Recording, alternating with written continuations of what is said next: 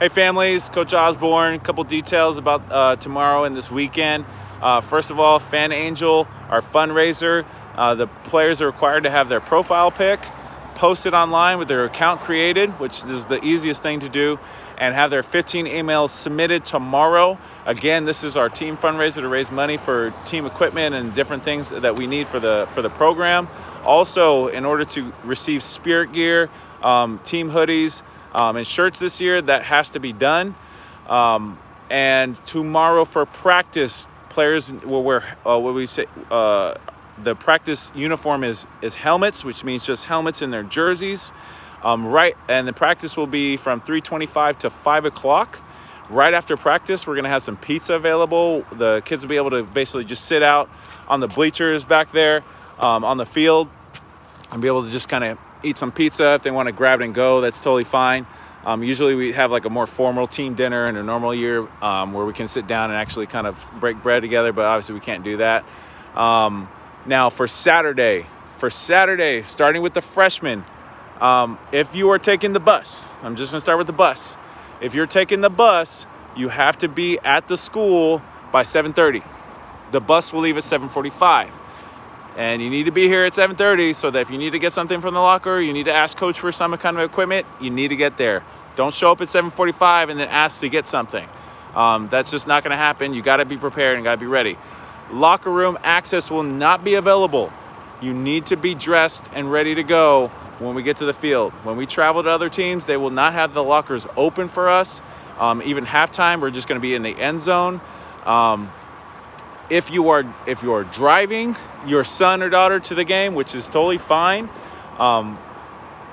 you guys need to be at the school at 8 a.m. Now remember, we're scrimmaging against Santana at Santana High School. You want to drive to the north end of the campus, right when you go past the school down, Magnolia, right past the school, make a right, and then you'll see the parking lot right there in the stadium. You guys can walk right in.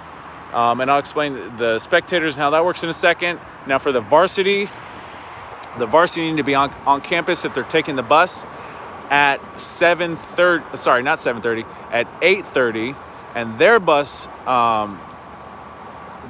is going to leave at 8:45. Okay. Now if you are driving to the game or you're taking your son to the game, they need to be there by 9:15. Okay, 9:15. Now, some of the players like to get taped for ankles or hands or wrists or those sort of things. That has to be done here between 7:30 and 8:30. I'll be doing that in the training room. And that's it for the transportation. Now, again, for the locker room access, we're very limited on that. We can't change.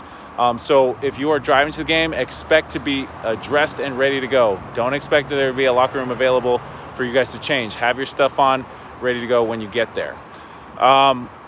Again, I've been telling the players when they go into the locker room here on campus, if they need to grab something or do a quick change, they've got to wear their masks. We got to limit the indoor gathering.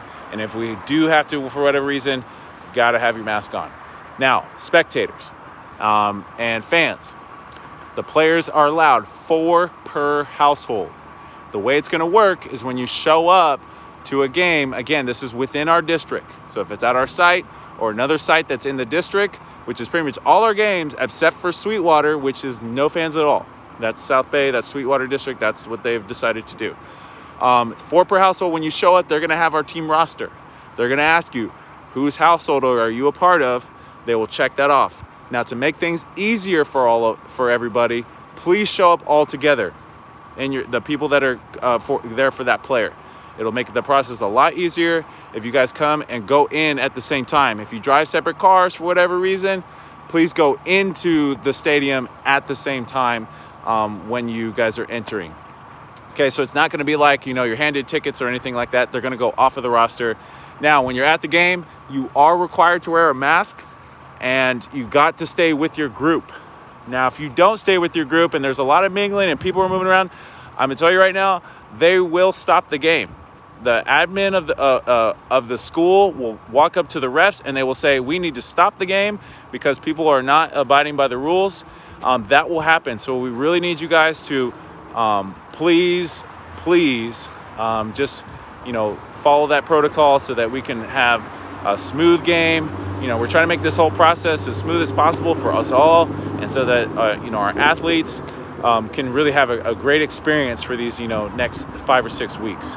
So please, I know that for some of us that's a difficult thing to do, but hey, if we're gonna make this happen in this situation, this scenario, we all got to do our part. Okay, so I know that